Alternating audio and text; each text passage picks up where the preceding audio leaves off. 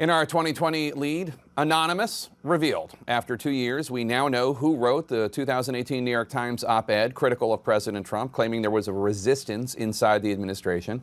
It is Miles Taylor, the former chief of staff to Department of Homeland Security Secretary Kirstjen Nielsen.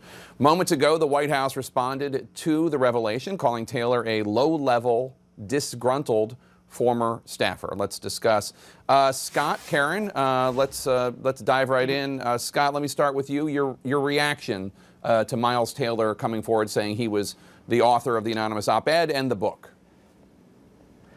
Well, I mean, as a former White House staffer, I strongly disagreed with it. When the op-ed came out and the book came out, I said at the time I couldn't believe that someone who was an unelected part of the government would put their own policy wishes ahead of the elected part of the government. I mean, this is how our government works. We have elections, people are in charge, they hire people, and they're there to implement policy. And if you disagree with those policies, you can resign and make that clear.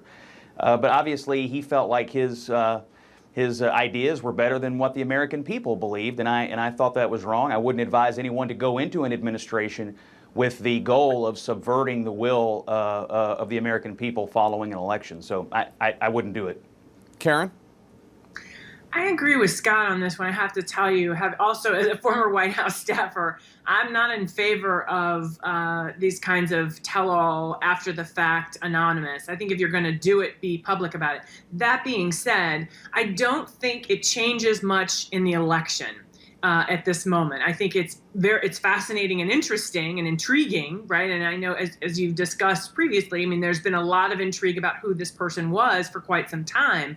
But I think now we've certainly heard those concerns, and we've heard similar concerns from other former White House staffers, some of his, a former chief of staff to the president. So we know that these kinds of criticisms are out there, and for voters, they already know these things about this president. It's not gonna, I don't believe it's gonna change someone's voting pattern.